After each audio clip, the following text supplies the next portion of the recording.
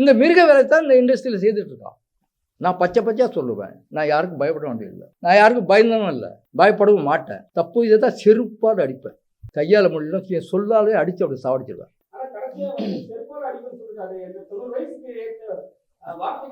ஐயா, நான் செருப்பால் அடிக்க சொன்னது உங்களை இல்லை. தப்பு செய்தவன என்னதான் பண்ணுறது? ஒரு பொம்பளையை கற்பழிக்கிறான், என்ன பண்ணுறது? என்ன பண்ணுவீங்க? அவங்க கொஞ்சுவீங்களா? அதெல்லாம் நான் சொல்றது கேளுங்க. நான் இங்கே பாருங்க தம்பி, நீங்கள் நான் சொல்றது கேளுங்க. செருப்பால் அடிக்க உங்களை இல்லை, நல்லவர்களை இல்லை. நீ நல்லவர் தானே?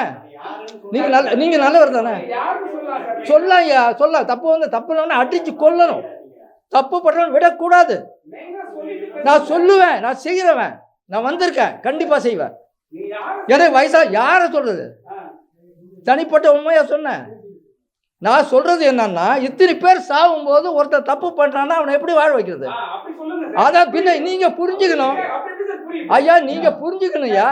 நான் ஒருத்தர் ஒழுங்கான கேளுங்க, ஒருத்தர் ஆக்ரோஷமா தம்பி ஒருத்தர் ஆக்ரோஷமா பேசுறான்னா அவன் நல்லவனா இருக்கான்னு தெரிஞ்சா, நல்லவனா இருக்கான்னு கேட்டா அப்புறம் நீங்க தெரிஞ்சுக்கிறத பொறுத்து இருக்கு. இருந்தான்னா அவன் எதை சொன்னாலும் ஒழுங்கா தான் சொல்லுவான், சரியா தான் சொல்லுவான், நல்லதா சொல்லுவான். இந்த அறிவு நமக்கு இல்லைன்னா ஒருத்தருடைய பேச்சை கண்டுபிடிக்க முடியும். சரியா? இப்போ சும்மா இருக்க. இந்த மாதிரி ஏன் சொல்றேன், உங்களுக்கு சேர்த்தா நான் வாதாடுறேன்.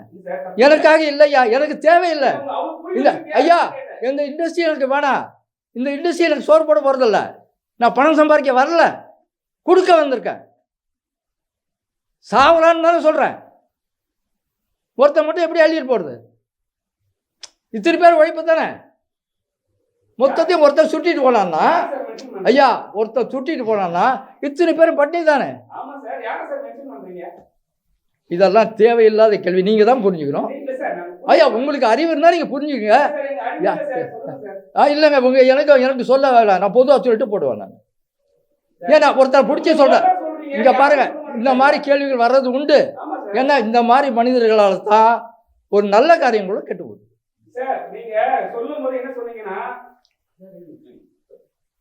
தம்பி நீங்க சுபிட்சமா இருக்கீங்களா? இல்லை விடுங்க அவரே தம்பி, அவரை என்கிட்ட விடுங்க, பரவாயில்ல. தம்பி சொல்றேன், நீங்க சுபிட்சமா இருக்கீங்களா? சுபிட்சமா இருக்கீங்களா? சந்தோஷம். நீங்க ஒரு நாள் நல்லா இருந்தா போதும். இத்தனை பேர் பண்ணியா இருக்காங்களா? எத்தனையோ பேர். இப்போ நான் இண்டஸ்ட்ரி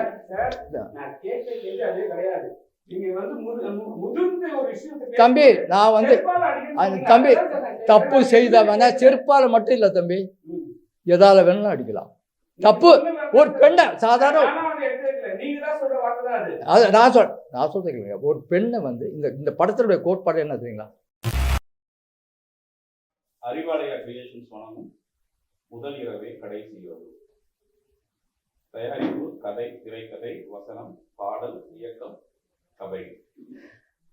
நகைச்சுவை நாயகன் சுகுமார், அழகு தாரகை ஐஸ்வர்யா, கம்பம் மீனா மற்றும் ராணி, ஒளிப்பதிவு ஜி சீனிவாசன், படத்தொகுப்பு தினேஷ், இசைஞானியின் மூத்த சகோதரியின் மகன் ராஜா ரவி, படத்தொகுப்பு தினேஷ், இசை ராஜா ரவி, ஒப்பனை ரோஹிணி, ஆடை அலங்காரம் அருண், கலை பரணி, புகைப்படம் ஜிகே, தயாரிப்பு நிர்வாகம் விகடகவி ஜெயபால், இணை இயக்கம் கலை செல்வம்.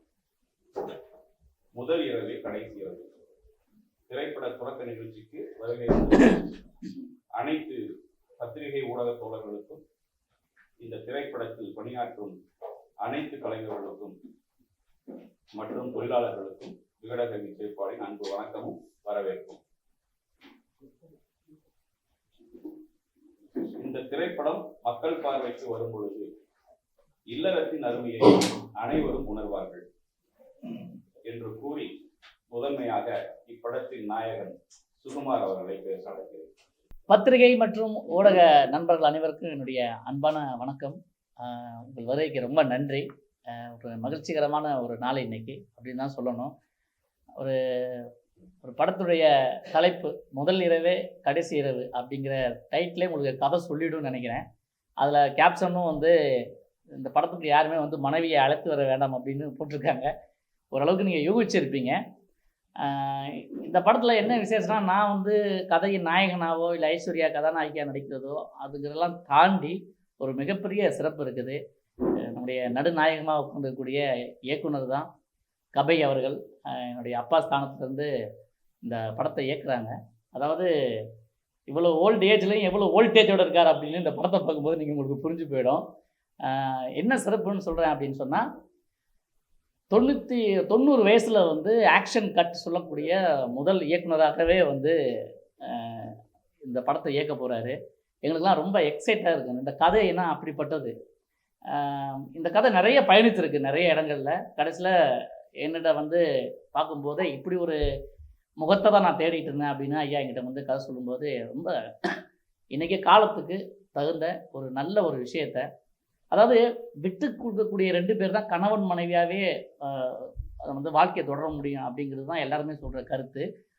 அப்படி புரிதல் இல்லாத இடத்துல என்ன நடக்கும், அந்த அந்த முதல் இரவே அவனுக்கு எப்படி இருக்கும் அப்படிங்கிறத ரொம்ப பிரமாதமாக 2 மணி நேரம் வந்து அப்படி இப்படின்னு பார்வை அசைய விடாத அளவுக்கு வந்து ஒரு மிகச்சிறந்த ஒரு திரைக்கதையை உருவாக்கி இந்த படத்தை உருவாக்கியிருக்காங்க. அப்போ ரொம்ப அதாவது நிறைய குடும்பங்களில் இன்றைக்கி வந்து புரிதல் இல்லாமல் நிறைய விஷயங்கள் நடக்குது. அதுமா பெண்களுக்கு எதிரான நிறைய வன்கொடுமைகள், நிறைய பிரச்சனைகள் அப்படிலாம் நம்ம பார்த்துட்டு வந்துட்டுருக்கோம் எல்லா காலகட்டத்திலையும். எல்லாருமே வந்து என்ன தான் அது வந்து அறிவுரையாக சொன்னாலோ சட்டம் போட்டு அதை தடுத்தாலோ அவங்களுக்கு எதிரான கொடுமைகள் வந்து இன்றைக்கி நிறைய நடந்துகிட்ருக்கு. அதெல்லாம் வந்து இத்தனை வருஷம் அனுபவத்தில் அவர் வந்து பார்த்து வசனங்களாக எழுதி ஒரு 2 பேர் நடக்கக்கூடிய வாழ்க்கை சொல்ல முடியாது. ஒரு போர், ஒரு அறைக்குள்ளே நடக்கிற ஒரு போரை வந்து மக்கள் வந்து எப்படி போர் அடிக்காமல் பார்க்க முடியும் அப்படிங்கிறத ரொம்ப தெளிவான வசனங்களோட ரொம்ப அசரடிக்கிற மாதிரி நிறைய விஷயங்களை இந்த படத்தில் அவர் வச்சுருக்காரு. ஒட்டுமொத்தமாக சொல்லப்போனால் ஒரு குடும்பத்தோடு உட்காந்து எல்லாருமே பார்க்கக்கூடிய படங்கள் வருவது மிக அரிதாகிவிட்ட இந்த காலகட்டத்தில் எல்லாருமே சிறுவர்கள் முதல் பெரியவங்க வரைக்கும் பார்க்கக்கூடிய ஒரு நல்ல ஜனரஞ்சகமான ஒரு படம் தான் இந்த முதலிரவே கடைசி இரவு அப்படிங்கிற படம். நீங்கள் திரையில் பார்க்கும்போது அதை நான் சொல்கிறது எந்த அளவுக்கு உண்மை அப்படிங்கிறத நீங்கள் உணர்வீங்க. இந்த படத்தில் பணிபுரியக்கூடிய அனைத்து தொழில்நுட்ப கலைஞர்களுக்கும் என்னுடைய வாழ்த்துக்கள் தெரிவிச்சுக்கிறேன். மகிழ்ச்சியான ஒரு இன்னொரு செய்தி என்ன அப்படின்னு சொன்னால், இசைஞானி அப்படின்னாலே நமக்கு வந்து தமிழ் சினிமாவில் தவிர்த்துட்டு பார்க்க முடியாத ஒரு நபர். அவருடைய குடும்பத்திலேருந்து ஒருத்தர் வந்து இசையமைப்பாளராக வந்து நமக்கு வந்து சார் வந்து இசையமைச்சிருக்காரு. இந்த படம் வந்து இதில் என்ன இருக்கும் இந்த படத்தில் அப்படின்னு சொன்னால், ஆக்ஷனுக்கும் பஞ்சம் இருக்காது, சண்டை காட்சியும் இருக்குது, பாடல் காட்சியும் இருக்குது.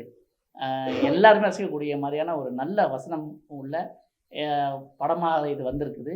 இன்னொரு விஷயம் என்ன சொல்லணும் அப்படின்னு சொன்னால், இன்றைக்கி வந்து சோஷியல் மீடியாக்கள்லேயும் சரி பத்திரிகை துறையிலையும் சரி என்ன பண்ணுறாங்க அப்படின்னு சொன்னால், பெண்களை வந்து ஒரு போகப் பொருளாக மட்டும்தான் பார்க்குறோம் அப்படிங்கிற ஒரு ஒரு பார்வையை வந்து ஏற்படுத்தியிருக்கிற இந்த சூழ்நிலையில் இந்த படம் ஒரு புரட்சிகரமான ஒரு படமாக அமையும் அப்படிங்கிறது மட்டும் நான் சொல்லிக்க முடியும். மொத்தமாக இந்த படக்குழு அனைவருக்கும் என்னுடைய வாழ்த்துக்களை தெரிவிச்சுக்கிறேன். முக்கியமாக இந்த இப்படி ஒரு அருமையான வாய்ப்பை எனக்கு ஏற்படுத்தி கொடுத்த கபை அண்ணன் இயக்குநர்களுக்கு என்னுடைய அன்பான நன்றி தெரிவிச்சுக்கிறேன். இந்த படத்துக்கு வந்து தயாரிப்பு செய்ய போகும் நம்முடைய விகடவை பால் சார், அவருக்கு என்னுடைய நன்றியை தெரிவிச்சுக்கிறேன். இந்த படத்துடைய பிஆர்ஓ சித்திக் அவர்கள் வந்து ரொம்ப அழகாக அந்த ஒருங்கிணைச்சிருக்காங்க இந்த விஷயத்த. ஸோ மீதி வந்து வெண்திரையில் காண்க அப்படின்னு என்னுடைய உரையை முடிச்சுக்கிறேன். நன்றி, வணக்கம். நன்றி. அடுத்தபடியாக படத்தின் நாயகி ஐஸ்வர்யா அவர்களை பேசுவார். அழகுத்தாரரை ஐஸ்வர்யான்னு சொல்லுவோம். ஏன்னா அழகுத்தாரகை ஐஸ்வர்யாவை பேச முடியாது. வந்து எல்லாருக்கும் ரொம்ப நன்றி. நம்ம கதை எப்படின்னா மாதிரிதான் நம்ம கதை எப்படின்னா சார் சொன்ன மாதிரி ஒரு ஹஸ்பண்ட் அண்ட் ஒய்ஃபுக்கு இடையில என்ன நடக்குது அப்படின்றது ஒரு நைட்ல முடியக்கூடிய ஒரு கதை. டைட்டில் சொன்ன மாதிரி முதல் இரவு கடைசி அந்த மாதிரி. So very interesting. ஆக்சுவலாக இன்னைக்கு நடக்கிற காலகட்டத்தில் ஒரு ஹஸ்பண்ட் அண்ட் ஒய்ஃபு பல நாட்கள் வாழ்ந்து பல வருஷங்களை வாழ்ந்து புரிஞ்சும் அடிச்சு பிரிஞ்சு போறாங்க. ஆனா ஒரு நைட்ல எப்படி இது நடக்குது அப்படின்றத காட்டுறதா நம்ம movie. So first of all எனக்கு இந்த வாய்ப்பு தந்த நல்ல ஒரு வாய்ப்புக்கு அபய் சாருக்கு ரொம்ப நன்றி. சொல்லப்போனா இந்த காலகட்டத்துல நம்ம கல்யாணம் எதுக்கு என்றதை யோசிக்கிறதுக்கு இந்த மூவி வந்து ரொம்ப ஹெல்ப்ஃபுல்லா ஆகும்னு நான் நினைக்கிறேன். ஏன்னா ஒரு 10%க்கு நல்லா ஆகுதுன்னா 90%க்கு வந்துட்டு அது வேண்டாம் அப்படி ஒரு தோட்லே போகுது. ஸோ 2 மணி நேரம் எதுக்கு உங்க ஒய்ஃபை கூப்பிட்டு வர வேண்டாம் அப்படின்னு காட்டுறதுக்காக இந்த மூவிக்கு அவ்வளோ பெரிய சேலஞ்சிங் இருக்கு. ஸோ 2 மணி நேரம் அவ்வளோ ஒரு எக்ஸைட்மெண்ட்டாக நீங்க பார்ப்பீங்க. So thank you so much. அடுத்தபடியாக இசையமைப்பாளர் திரு ரவி ராஜா ரவி அவர்களை பேசுகிறார்.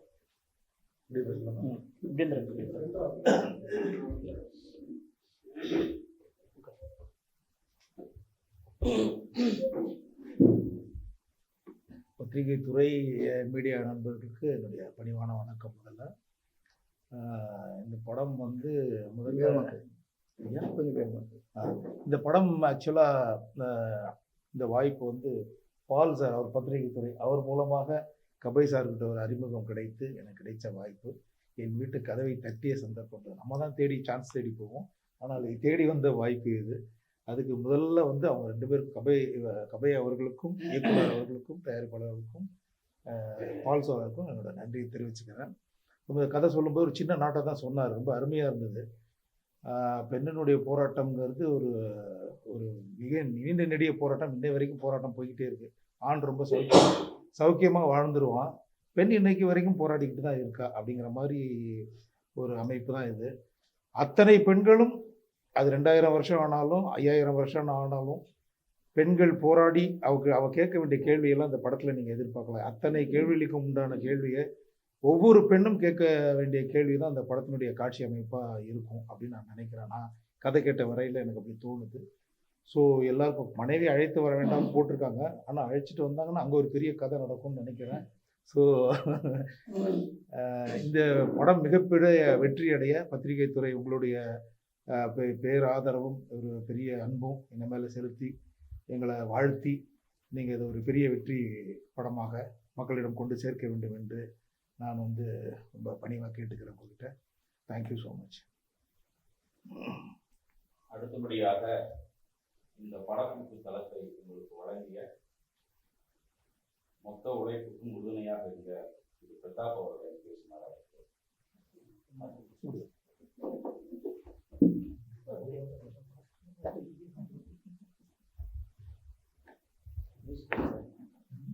அனைவருக்கும் வணக்கம். பத்திரிகை துறையிலிருந்து இந்த படத்தினுடைய துவக்க விழா வந்திருக்கீங்க. இந்த படம் வந்து நம்ம எல்லாமே நிறைய பேர் வந்து போராடிட்டு இருப்போம், சினிமாவில் ஜெயிக்கணும் அப்படின்றக்கான ஒரு இதில் எல்லாம் போராடிட்டு இருக்கோம் அப்படின்ற ஒரு விஷயம் இருக்கும்.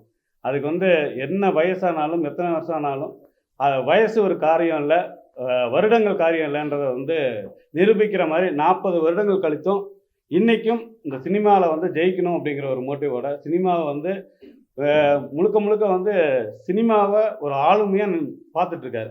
40 வருஷத்துக்கு அப்புறம் திருப்பி சினிமாவுக்குள்ளே வராரு. அவருடைய 90வது வயதில் இந்த படத்தை வந்து எடுக்கணுன்ற ஒரு விஷயத்தில் வந்திருக்காரு. ஸோ அந்த ஒரு விஷயத்துக்கு நம்மளும் கூட நிற்கணும் அப்படிங்கிற ஒரு விஷயத்தில் சேர்ந்து பண்ணிகிட்ருக்கோம். இந்த படத்தை வந்து பத்திரிகையாளர்கள் எல்லாரும் எல்லா பக்கமும் கொண்டு போய் சேர்த்தக்கூடிய ஒரு விஷயத்தில் இந்த அவருடைய உழைப்புக்கான ஒரு விஷயம்தான். இந்த உழைப்பை வந்து எல்லாருக்கும் கொண்டு போய் சேர்த்தணும்னு சொல்லி உங்கள் எல்லாரையும் கேட்டுக்கிறேன். நன்றி.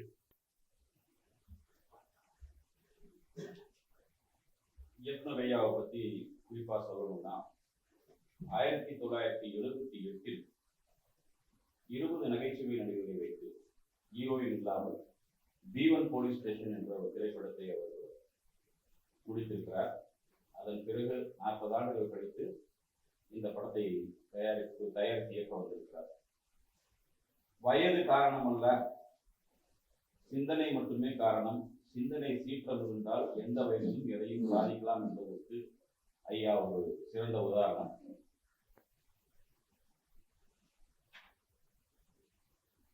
மேற்படி ஊடக நண்பர்கள் உங்கள் தரப்பிலிருந்து படத்திற்கு போதுமான ஆதரவை அளிக்க வேண்டும் என்று வேண்டி விடைபெறுகிறேன். நன்றி.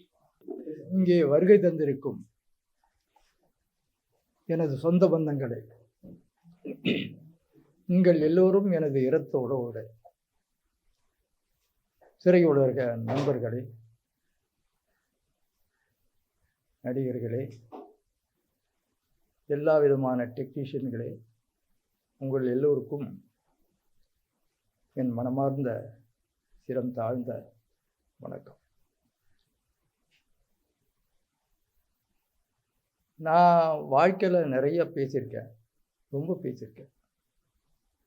இனி எனக்கு பேச வேண்டிய சந்தர்ப்பம் இல்லைன்னு தான் நினைக்கிறேன். ஏன்னா என்னை பற்றி பேச வேண்டிய காலம் அது, என் திரைப்படங்களை பற்றி பேச வேண்டிய காலம். அதனால் நான் இந்த கூட்டத்தில் அதிகமாக பேசலைன்னாலும், பொதுவாக நான் கடுமையாக சிந்திக்கிறவன். அப்படித்தான் இப்படி ஒரு கருவை எனக்கு தாழ்கிறது. நான் பார்த்தேன், சமுதாயத்தை பார்க்கும்போது பெண்கள் படுற கொடுமைக்கு எல்லையே இல்லை. நான் ரொம்ப புழுங்கி போனேன்,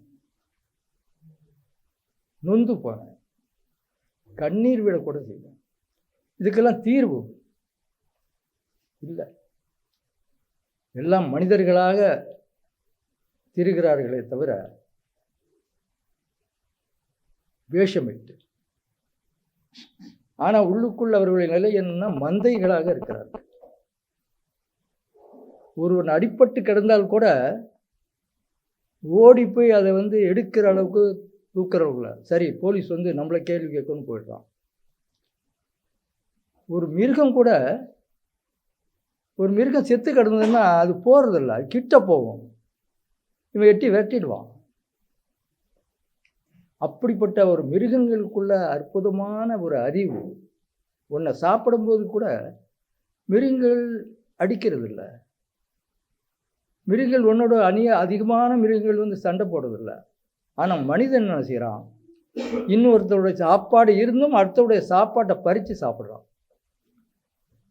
இந்த நிலையெல்லாம் பார்க்கும்போது திரையுலகம் எப்படி ஆயிடுச்சுன்னா, நல்ல விஷயங்களை தர வேண்டிய ஒரு அற்புதமான மீடியா, அழகான ஒரு திரையுலகம், அது அத்தனையும் மறந்துட்டு காசுக்காக பயன்படுத்தக்கூடிய திரையுலகமாக போச்சு. அதனால்தான் இந்த திரையுலகத்தை உயிரெல்லாம் போச்சு. இன்றைக்கி செத்து போய் கிடக்கு.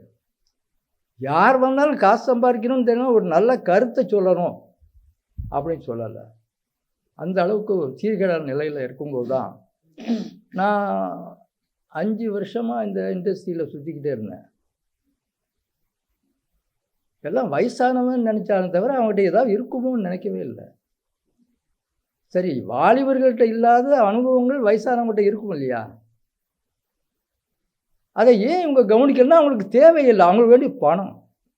நீ நல்ல கதையை கொண்டுக்கிட்டா நீ தேவையில்லை, போ, உன் கதையை யார் பார்க்கறதுக்கா? நாங்கள் இருக்கோம். அவர் சொல்கிறது என்னென்னா, நாங்கள் குப்பையாக கதை எழுத தெரியும், நீ என்னையா வயசான காலத்தில் கதை எழுதுவேன் அப்படிங்கிற ஒரு நிலையில தான் நாங்களாம் நிராகரிக்கப்பட்டோம். நான் நிராகரிக்கப்பட்டேன்னு சொல்லணும். கடைசியில் பார்க்கும்போது இதாக வழி பண்ணணும். இப்போ என்ன மாதிரி எல்லாம் ஓய மாட்டான். இன்னும் சொல்லப்போனால், நான் 45 வருஷத்துக்கு முதல்ல சினிமா இண்டஸ்ட்ரியில் அதை விட தெளிவாக வந்திருக்கேன். இன்னும் சொல்லப்போனால் ஆரோக்கியமாக வந்திருக்கேன். இப்போ என் அளவுக்கு இங்கே உள்ள வாலிபர்கள் கூட நான் அடித்து சொல்ல வேலை செய்ய முடியாது. நான் காலைல 7 மணிக்கெலாம் இங்கே வந்துட்டேன். என்னுடைய அசிஸ்டண்ட்லாம் 8 மணி 9 மணி 10 மணிக்கு வந்தாங்க.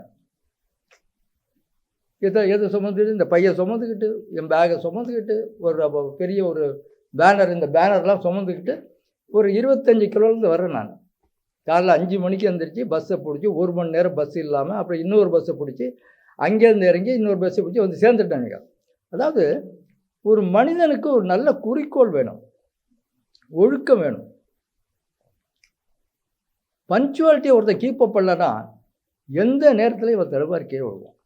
இன்றைக்கி ரொம்ப பேர் கெட்டு போகிறதுக்கு காரணம் என்னன்னா, இந்த ஒழுக்கம் இல்லாததும் காலத்தால் அவன் அந்த காரியங்களை செய்யாதனால்தான் அந்த இடிபாடில் அவன் அழிஞ்சு போகிற அளவுக்கு இருக்கான். இதெல்லாம் இண்டஸ்ட்ரி, இன்றைக்கே இண்டஸ்ட்ரியில் இங்கே பாருங்கள், இண்டஸ்ட்ரின்னு ஒருத்தன் படம் பிடிக்கணும்னா கூட்டமாக வர்றாங்க. இதுக்கு என்ன அர்த்தம்? வசதி இல்லை, வாய்ப்பு இல்லை, சாப்பாடு இல்லை. வேணா ட்ரெஸ் பண்ணிட்டு வரலாம், நல்லா நீட்டாக என்ன பண்ணுறது, பாதியோட பாதி என்ன மனுஷன்னா மாதிரி ட்ரெஸ் பண்ணிக்கிட்டு வரலாம். ஆனால் உங்களுக்குள்ள உள்ள வேதனைகள் எல்லாம் பிஞ்சு போன ஒரு கந்த துளியோட மோசமாக இருக்கு. இந்த நிலையை நம்ம மாற்றலைன்னா எப்படி சரியாக வரும்? பணத்தை நடிக்கிறான், என்னென்னமோ நடிக்கிறான், பணத்தை அள்ளிட்டு போயிடுறான். பட்னியாக கிடக்கிறானேன்னு கூட அவனை திரும்பி பார்க்கறது இல்லை. என்னடா இப்போது நான் படம் எடுக்க வந்தேன், நான் வெறும் ஸ்கிரிப்ட் தான் எழுதியிருக்கேன். இதுக்கு உயிர் கூடியவர்கள் நீங்கள் அத்தனை பேரும் தான். இத்தனை பேரும் அதுக்கு உயிர் கொடுக்குறீங்க. நான் ரொம்ப கம்மி. நான் டேபிளில் உட்காந்து தான் எழுதுறேன். எழுதி என்னுடைய கதையை உருவாக்கி நான் கொண்டு வந்துடுறேன். ஆனால் அதுக்கு ஜீவன் இருக்கா? இல்லையே. இத்தனை பேர் இல்லைன்னா நான் எங்கே இருப்பேன்? அந்த கதைக்கு ஜீவன் எது? இதை முதல்ல உணரணும். என்கிட்ட திறமை இருக்குது, நான் பெரிய கீழ்ச்சேருவேன்னு சொல்லி வந்தால் சரியாக வராது. இத்தனை பேர் உழைப்பும் சேர்ந்தது தான் ஒரு கதையினுடைய எடுத்துக்காட்டு திரையில் ஓடும். அப்போ செய்தவனுக்கு கூலி தரணும்ல, அவனை கவனிக்கணும்ல, அவன் பட்டியாக கிடக்கக்கூடாதுல்ல. எங்க இந்த இண்டஸ்ட்ரியில் ஒருத்தனை சொல்லுங்க, ஒருத்தனை கையில் நிட்டுங்க, நான் இதுக்காக வந்திருப்பேன். என்ன தவிர நான் இங்கே வந்திருக்கிறதே என்னால் கிடைச்ச சோறு போட்டு தான் வந்திருக்கேன். அள்ளிட்டு போகிறதுக்குல கண்டிப்பாக போக மாட்டேன். எனக்கு பணம் தேவையில்லை. வேறு வேலைக்கு எங்கள் வீட்டில் சாப்பாடு கொடுக்குறாங்க. ஆனால் என்ன நினைக்கிறதுலாம் வயசான காலத்தில் ஏன் அவனுக்கு இந்த இதை பேசாமல் இருக்கிறதும் எல்லா நண்பர்களும் எல்லாம் திட்ட வந்திருக்கேன்னா, நான் எல்லாரையும் போகிற நான் சாப்பிட்டு வாழலாம். மனுஷனா மிருகம் கூட தான் வாழுது. கடவுள் கொடுத்த அறிவை நம்ம பயன்படுத்தி பார்த்தோம்னா இத்தனை பேருக்கு நமக்கு திறமை இருக்குன்னா சோறு போட. இப்போ வந்துட்டேன் ஒரு 10 குடும்பங்கள் ஏதோ கொண்டு வந்து நான் கடனை வாங்கணும் உடனே வாங்கணும் பிச்சு கொடுக்குறேன். பசி ஆறுது இல்லைன்னு சொல்ல முடியுமா? இந்த கூட்டம் இன்றைக்கி உட்காந்துருக்குன்னா நான் வந்ததுனால தானே. இல்லாட்டி அவங்கவுங்க எல்லாம் சொல்லுவாங்க, சில பேர் பண்ணியாக கிடப்பாங்க, சில நான் வேலை கிடைக்கலையா என்ன பண்ணுறாங்க. எங்கேயாவது வேலை கிடைக்குதுன்னா கூட்டம் வராங்க. அப்போ இத்தனை பேரும் பட்னியாக போட்டு நான் போனோன்னா மனுஷனாக மிருகமா? இந்த மிருக வேலை தான் இந்த இண்டஸ்ட்ரியில் செய்துட்ருக்கான். நான் பச்சையாக சொல்லுவேன், நான் யாருக்கும் பயப்பட வேண்டியதில்லை. நான் யாருக்கும் பயந்தனும் இல்லை, பயப்படவும் மாட்டேன். தப்பு இதை தான் செருப்பாடு அடிப்பேன். கையால் முடியல சொல்லாலே அடித்து அப்படி சாவடிச்சிடுவேன். இதனுடைய பழக்கம். இந்த நிலை மாறணும்னா எல்லாருக்கும் ஒரு நல்ல ஒரு நல்ல தன்மை. அதாவது ஏதோ வேலை கிடைக்குது,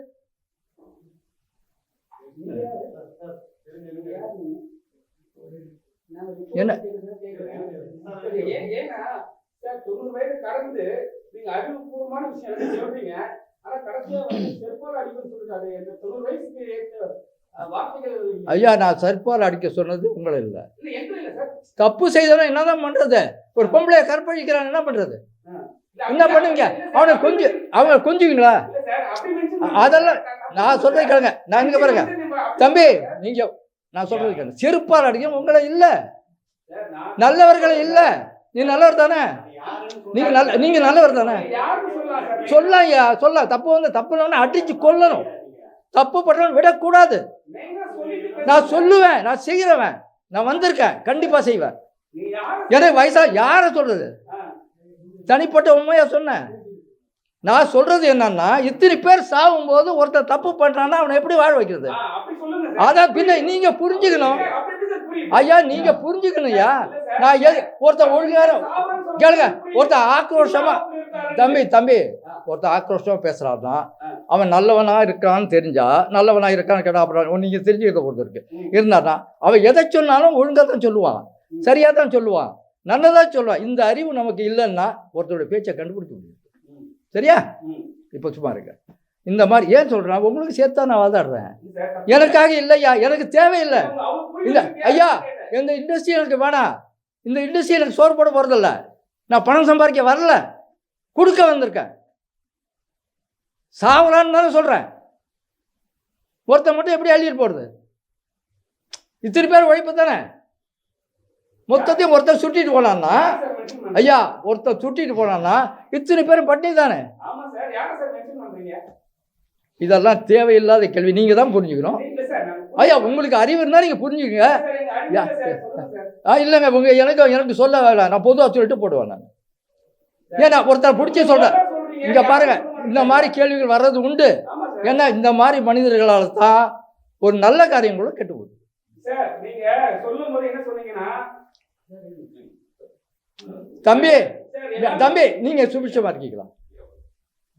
இல்லை விடுங்க அவரே என்கிட்ட விடு. தம்பி அவரை என்கிட்ட விடுங்க, பரவாயில்ல. நான் என்ன தம்பி சொல்கிறேன், நீங்கள் சுபிட்சமாக இருக்கீங்களா? சுபிட்சமாக இருக்கீங்களா? புரியல சார். சுபிட்சமாக இருக்கீங்களா? நல்லா இருக்கு சார். சந்தோஷம். நீங்கள் ஒரு நாள் நல்லா இருந்தால் போதும். இத்தனை பேர் பண்ணியா இருக்காங்களே, எத்தனையோ பேர். இப்போ நான் இண்டஸ்ட்ரி சார் நான் கேட்க கேள்வி அதே கிடையாது. நீங்க வந்து முதிர்ந்த ஒரு விஷயத்தை தம்பி, நான் வந்து தம்பி தப்பு செய்தவன செருப்பால் மட்டும் இல்லை தம்பி, எதால வேணாலும் அடிக்கலாம். தப்பு ஒரு பெண்ணை சாதாரண நீங்க தான் சொல்ற வார்த்தை தான் அது. அதை நான் சொல்றேன். ஒரு பெண்ணை வந்து இந்த படத்தினுடைய கோட்பாடு என்ன தெரியுங்களா? பெண் அழிவு நிறைய ஏற்படுது, இருக்கா இல்லையா? அப்போ அவனை நீங்கள் என்ன பண்ணுவீங்க? அடிக்கிறானா இல்லையா செருப்பால? அதைத்தான் சொல்கிறேன் நான். அதைத்தானே சொல்கிறேன், அதைத்தானே தம்பி சொல்கிறேன். நான் இங்கே வேண்டாம் வெறுப்புக்காக வரல, காரணம் தான். நானும் அது வரல சார். சரியா? நானும் இப்போ உங்கள் மேலே எனக்கு கோவம் கிடையாது. நீங்கள் கேட்குறீங்க, உங்களுக்கு பட்டதை கேட்குறீங்க, அதுக்கு நான் பதில் சொல்லணும். அதான் சொல்கிறேன். இப்போது ஒருத்தர் செய்துட்டான்னா, தப்பு பண்ணிட்டான் ஒரு பெண்ணுக்கிட்டான்னா, எத்தனை பேர் ரோட்டில் விட்டு செருப்பால் மட்டும் அடிக்கிறாங்க. எது கிடைக்குதோ வாடி அடிக்காது. இப்படி பண்ணிட்டு பாவி ஒரு பொம்பளை பிள்ளை இந்த மாதிரி போடுச்சு வருது இல்லையா? நீங்கள் இருந்தாலும் அதான் செய்வீங்க, நீங்கள் அவனை விடுவீங்க. சரி, உங்கள் தங்கச்சி ஏதோ ஒருத்தவங்க தப்பு பண்ணிட்டான், நீங்கள் என்ன பண்ணுவீங்க? இல்லை சொல்லுங்கள் தம்பி, என்ன இப்போ தான் அவனை செருப்பால் அடிக்கக்கூடாது, அவனை விட்டுடுங்க, பரவாயில்ல. என்ன விசாரிப்பா? கண் முன்னால் செய்கிறானே, கண் முன்னால் செய்கிறானே தம்பி, பரவாயில்லம்மா நீ உட்கார. நீங்கள் என்ன கேள்வி கேட்டால் அந்த அளவுக்கு முதிர்ச்சி இருக்கு. அதுதான் சார் நான் சொல்றேன். ஐயா, என்கிட்ட முதிர்ச்சி இருக்கு. அதுதான் சார் நான் கேட்கிறேன். நான் 90 வயசு முதிர்ச்சி, என்னுடைய அனுபவங்கள் எல்லை இல்லாது. இன்னைக்கு நாட்டை ஆண்டனா நான் அதைத்தான் செய்வேன். இன்னைக்கு நாட்டை ஆண்ட கேளுங்க ராஜா, இன்னைக்கு நாட்டை நான் ஆண்டா கூட நீங்கள் தவிர தம்பி, நீ இப்படி கேட்கும்போது தான் விஷயங்கள் வரும். கேட்குறவன் நான் தப்புன்னு சொல்ல மாட்டேன். எவனுக்கு கேள்வி கேட்க தெரியுதோ அப்போ தான் பல விஷயங்களுக்கு எத்தனை விஷயம் பேசியிருக்கேன். நீங்கள் கேட்கணும், உங்களுக்கு தெரிஞ்சதை கேட்கணும். நான் பதில் சொல்ல தகுதியில்லை, மேடைக்கு லாய்க்கல நான் உட்காருங்க. ஆமாம், படத்துக்கு போயிடலாங்க. சரி. ஏன் சொல்கிறேன்னா, கும்பி கொதிக்குது தம்பி. இந்த வயசில் நான் என்ன அவசியம் தம்பி வரணும்? நீங்கள் பேர அதானே, இந்த வயசில் நான் ஏன் வரணும்? ஆனால் உங்களோட நீங்கள் வரலையே, அதனால தான் நான் வர்றேன். நீங்கள் வரலையே, இந்த கோலத்தை பார்த்து ஒரு வெறி கொண்டு வந்து ஏன்டா அப்படி பண்ணுறீங்கன்னு கேட்கல. இந்த வயசான காலத்தையே துணிஞ்சு நின்று நிற்கிறேன்னு உங்கள் தாத்தா, அது சந்தோஷப்படணும்ல, சந்தோஷப்படணும்ல. இல்லை அவர் இங்கே பாருங்க, அவர் கேள்வி கேட்டால் தப்பு கிடையாது. அவருக்கு தெரிஞ்சது கேட்க, அப்போ தான் இத்தனை விஷயங்கள் வெளியில் வரும். ஒருத்தர் கேள்வி கேட்டது 1000 விஷயம் வெளியில் வரும். அது கேட்குறவன தப்பு சொல்லக்கூடாது. நீ கேட்காத உட்காரு, முட்டாள் அவன். அவன் கேட்ட கேள்வி அத்தனைக்கும் பதில் சுற்றி அடிக்கணும். அப்போ தான் அவன் பதில் சொல்கிறவன் சரியான ஆளுன்னு சொல்ல முடியும். கேள்வி கேட்டால் பதில் வந்துருச்சு. இப்போ என்ன இருக்குது தம்பி? இப்போ அவருக்கு சூடு பிடிக்கல, ஏன்டா ஒரு கிழவன் கொண்டு வந்து பேசுகிறான், நம்ம பேசாமல் இருக்கிறோம், 3 பேர் சாவறேங்களா?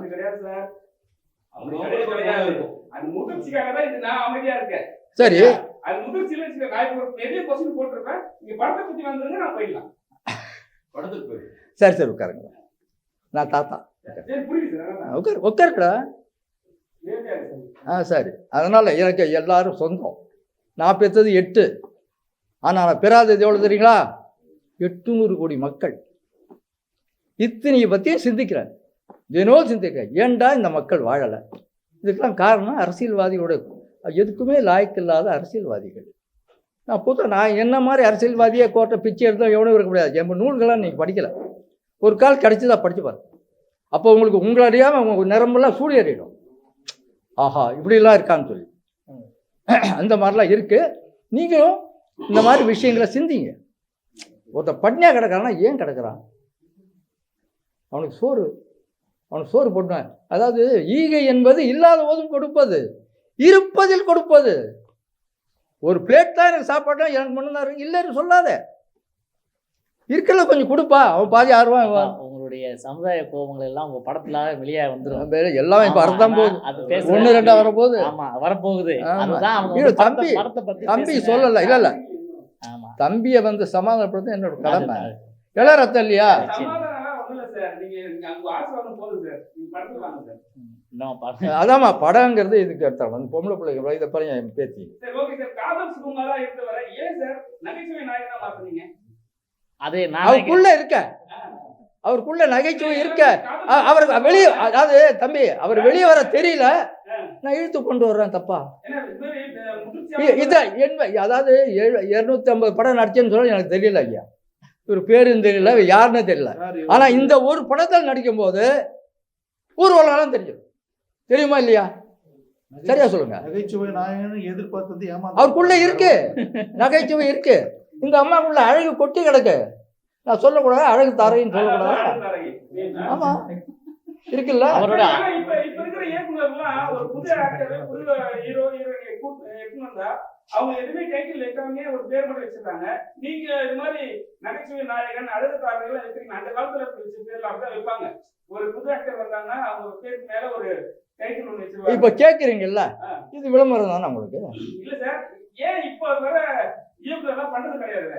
பண்ண மாட்டாங்க அவங்களுக்கு. அதுக்கே என்ன மாதிரி வரலையே, அவங்க பைத்தியக்காரர் இல்லையா, நல்லவர்களாச்சா. என் பேர் கவிஞன் பைத்தியம், அது ஒரு ஷார்ட் கபை. நான் அப்படி தான் வச்சுக்கிட்டேன். இப்போ நீங்கள்லாம் இத்தனை பேர் கேட்குறீங்கன்னா நான் என்கிட்ட கேட்கலாம், என்னங்க பைத்தியக்காரன் சொல்கிறேன். நான் சொன்னேன் உன்னை பைத்தியக்காரன் சொல்ல முடியலடா, நானே வச்சுக்கிட்டேன் அப்படின்னு. சரிதானே? என்ன சொன்னேன்? எப்படிங்க படத்தை நீங்கள் நிறுவரா? சந்தோஷம். இந்த மாதிரி வயசானவங்களை கேட்டு தொலைக்காதீங்க, ஏதாவது போட்டு கொட்டி தொலைச்சிருவாங்க. இல்ல இது சமூக கோபம் தான். இல்ல இல்ல கோபம்லாம் கிடையாது தம்பி. நீங்க வழக்கமா கேட்கிற கேள்வி உங்க மேல கோபம் வராது. கோபம் வந்தீங்கன்னா நான் ஃபுல் ஓகே. நாங்க வேற ஏதாவது சொல்லுங்க. வந்து ஆண் பாவம் அது மாதிரி படங்கள்லாம் சூப்பர் ஹிட் ஆயிடுச்சு. ஆமா. சோ அதே பேட்டர்ன்ல போட்டு எடுத்து வராங்க. எடுத்த உடனே உங்களை வந்து ஒரு பேனர்ல போட்டு கீழே படுக்க வச்சு எடுத்து ஒரு ஷார்ட்ஸ் வச்சிருக்காரு டைரக்டர். ஆமா. அது பார்த்தோன்னே பாத்து எடுத்த உடனே ஐடியா அது தோணுச்சா உங்களுக்கு? என்ன தோணுச்சு? இல்ல இது வந்து ஒரு இயக்குனருடைய எண்ணம். அவர் வந்து நான் நடிகர்கள் வந்து நடிகர் தான். அதாவது ஆக்சுவலாக சொல்லுவாங்க, ஒரு நடிகனுக்கு வந்து என்ன சொன்னாலும் செய்யணும். ஒரு சொன்னதை பார்த்தீங்களா, நான் எழுதி வச்சிருக்கேன், அதுக்கு எப்படி ஜீவன் வரும், அது நடிகர்கள் மூலமாக வெளியே கொண்டு வரும்போது அது நடக்கும் அப்படின்றாரு இல்லையா. அவருடைய கற்பனையில் என்ன வருதோ அதுக்கு நான் ஒத்துழைச்சி எப்படி எவ்வளோ தூரம் டவுன் டு எர்த்து. உங்களுக்கு தெரியாதா, உலக நாயகன்லாம் கோமலங்கடி நடிக்கலையா? ஏன்னா இயக்குனருக்கு தேவைப்பட்டது அவர் அதை செஞ்சார். அதுதான் நடிகன். அதாவது நகைச்சுவை நடிகன்னு கமல் சார் சொல்வார் அடிக்கடி. நகைச்சுவை நடிகன்னு தனியாக யாரும் கிடையாது, நடிகன் நடிகன் தான். தொடர்ந்து அதையே செஞ்சுட்டு இருக்கும்போது அது நகைச்சுவை நடிகன்னு சொல்லிடுறோம் நம்ம. ஸோ அந்த மாதிரி தான் இந்த படத்தை பொறுத்த வரைக்கும் எவ்வளவு தூரம் நீங்கள் வந்து உங்களை வந்து இது பண்ணிக்கிறீங்களோ அதுக்கேற்ற மாதிரி அந்த கேரக்டர் நான் வெளியே கொண்டு வந்துருன்னு சொன்னார். அதனால் அது வந்து இது பண்ணேன். எப்படி இருந்தாலும் எனக்கு வந்து சந்தோஷம் தானே. இல்லை நீங்கள் சுகுமாரனை கூப்பிடுங்க, நகைச்சுவை நாயகன் அவர் தான் அவர் வச்ச அடைமொழி தான். அதுக்கு நான் எதுவும் சொல்ல முடியாது. இயக்குனராக அவர் வந்து விஷயத்தை வைக்கிறேன். தெரிஞ்சுக்கிட்டோமா அதுக்குள்ள இருக்கு. இப்போ உங்க உள்ள என்ன இருக்குன்னு தெரியுது எனக்கு. நீங்க ரிப்போர்ட்டருக்கு கேளுமா, ரிப்போர்ட்டருக்கு சில சுகுமாரனே கூப்பிடுங்க. கேளுங்க, ரிப்போர்ட்டருக்கு சில பழக்கம் கொடுங்க. கேள்வி கேட்கலன்னா ரிப்போர்ட்டரே இல்லை. சரியா?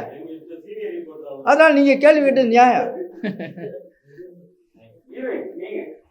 இந்த படத்துல எடுத்த உடனே வந்து இது மாதிரி ஒரு டைட்டில் ஸ்டார்டிங் உள்ள வரீங்க, வந்தவொடனே இது மாதிரி ஒரு டைட்டில் முதலிரவே கடைசிரவு.